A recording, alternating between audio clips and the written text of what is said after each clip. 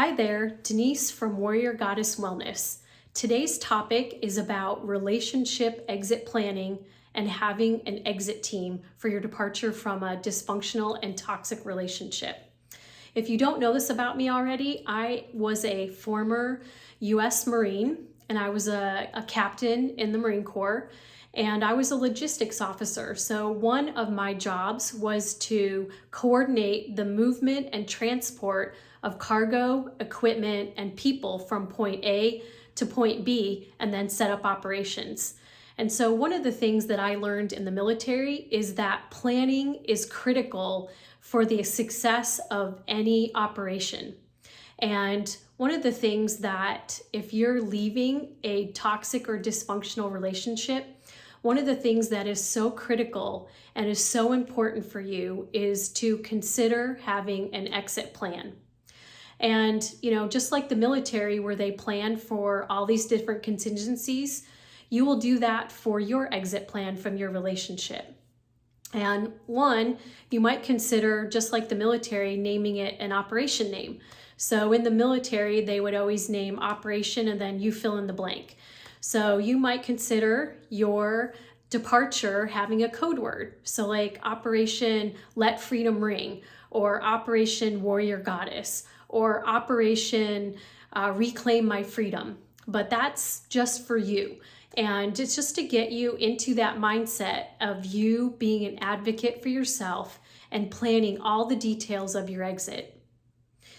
It is never too early, and it's never too early to start your plan from leaving a dysfunctional and toxic relationships.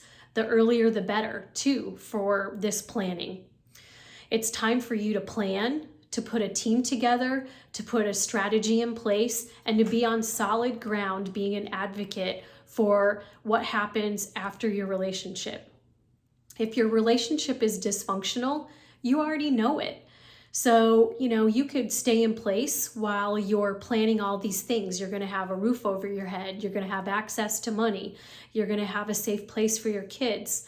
And again, none of this really applies if you are in a physical harm situation or if you are your personal safety is at risk. So if those two things, if you're in physical harm or you risk your personal safety, then you're going to get out ASAP. So this whole discussion is not about that. You need to execute right away.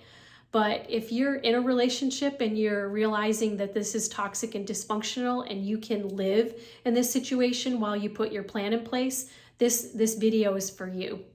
So one of the things that you might consider is having a 1-year plan.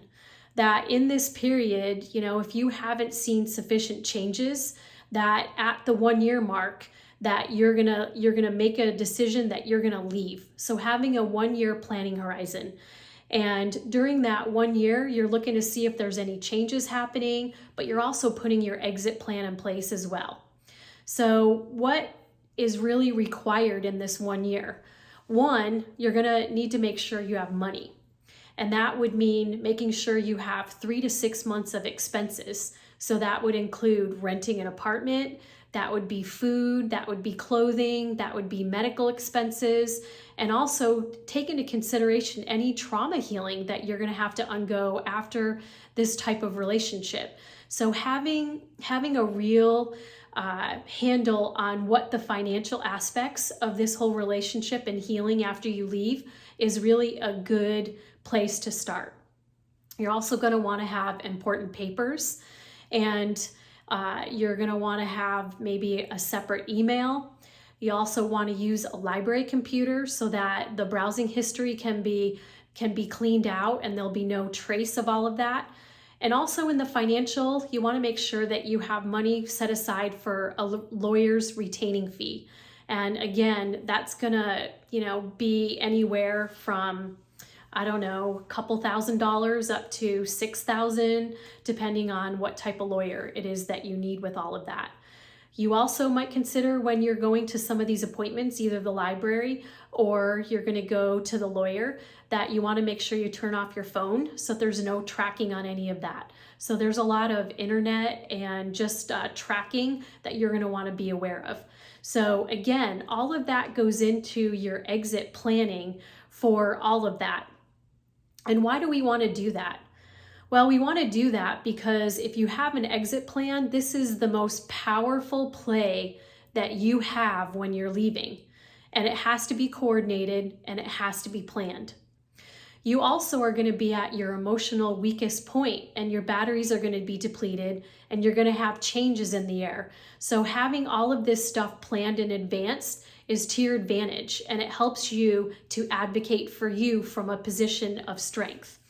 3, mistakes are costly. If you're having to do things in a rushed way and you're in this emotionally depleted place, then it's gonna cause mistakes, and you can't afford to make any errors in this stage and leave anything on the table.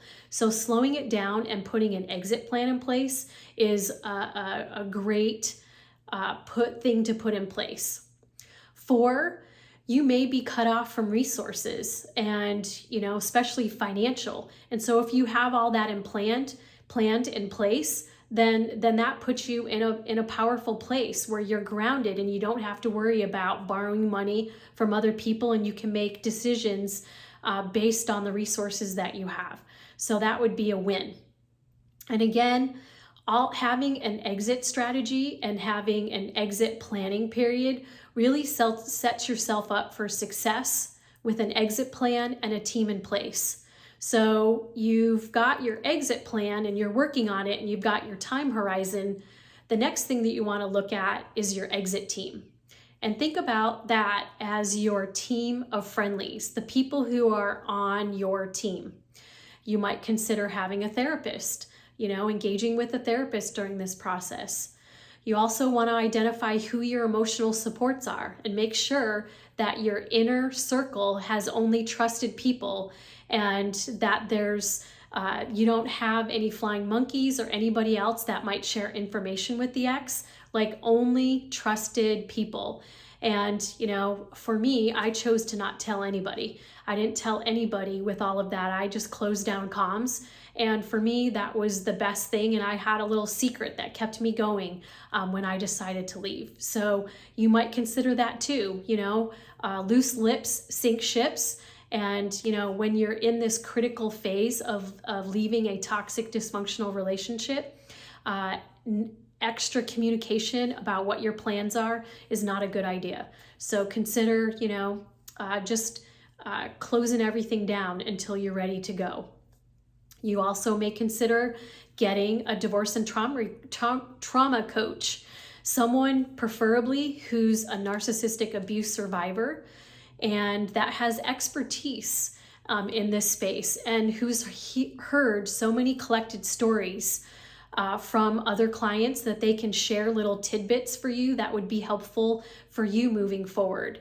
And having a divorce and trauma recovery coach actually helps you not make mistakes, and also can be a little whisper in your ear for good advice, but also keeps you anchored in your future self as you move forward, leaving the relationship and then getting out on your own. This person can be that anchor into your future self. Having a divorce and trauma recovery coach will also reduce reliance on your lawyer, and also will reduce emotional supports because you've got somebody who's in the trenches with you. So the last person on your exit team, consider having a lawyer. And I don't know if you guys know this or not, but a lot of lawyers offer free consults. So there's no harm in going out and getting 2 or 3 consults. And again, sometimes lawyers have a consulting fee of between $100 and $150 an hour. But I can tell you that is well worth any expense that you have, especially if you get a good lawyer. All that's going to pay off in the long run.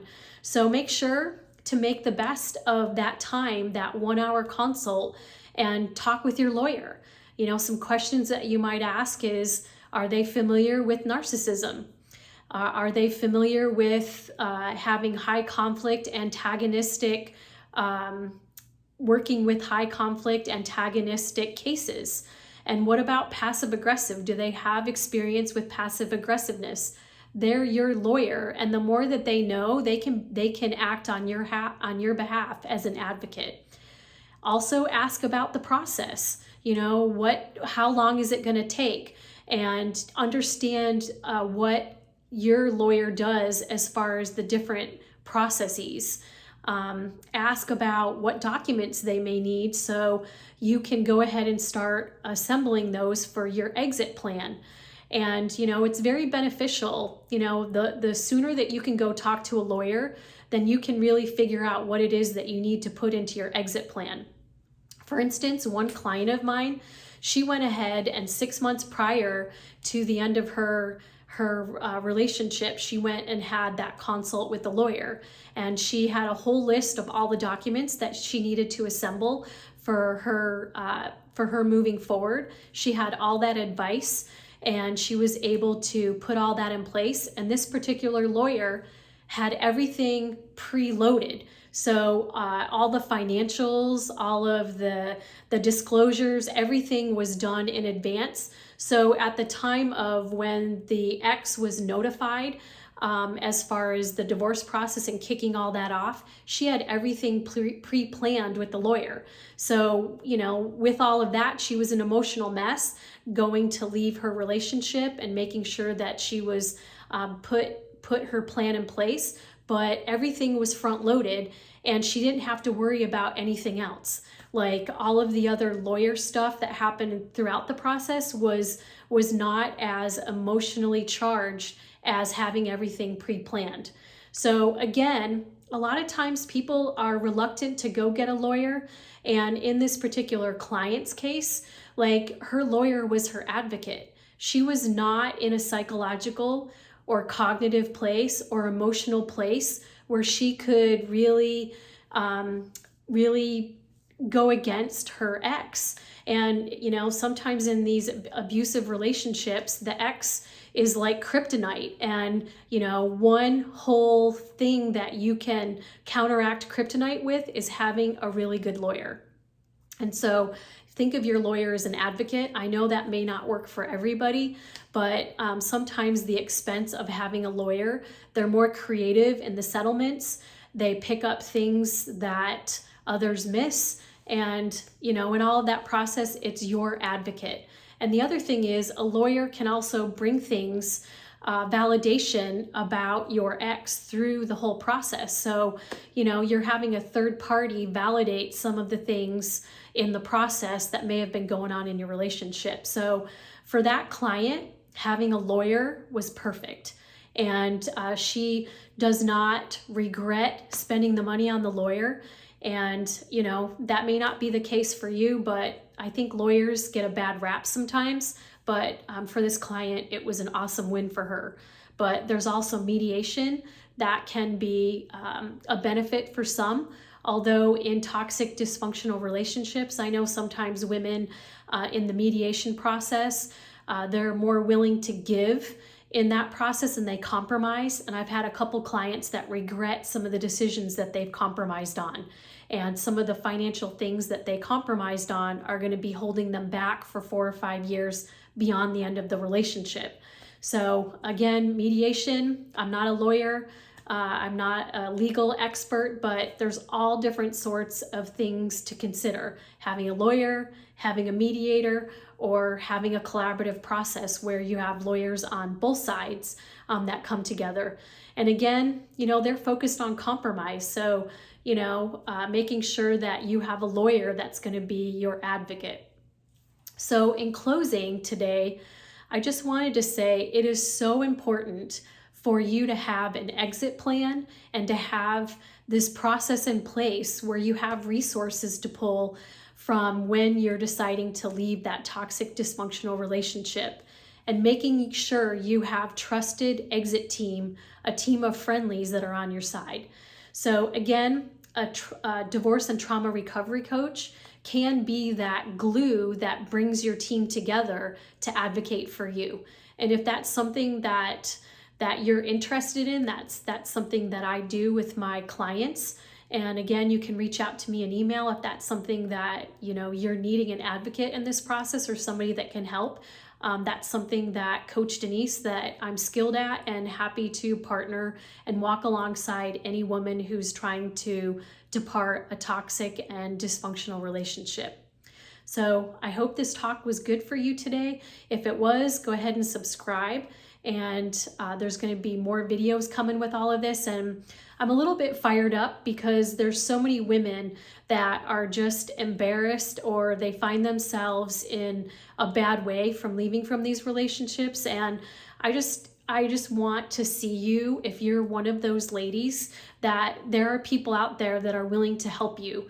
And there's no shame, there's no embarrassment. You know, some of us have been in these type of relationships, and you know, it's time to get out. It's time to live your best life after this relationship, to heal and to get on to something that is more fitting for you. And I know that you've spent a lot of time and effort in this relationship to try to fix it, and it just can't be fixed. So there are resources out there and advocates for you. And anyway, I wish you the best. Namaste. And I'm really sorry that you may be going through this type of situation right now, but there are resources. You have to be brave and courageous to reach out to them. So again, have a really great day, and I'll have more videos for you. Take care. Bye-bye.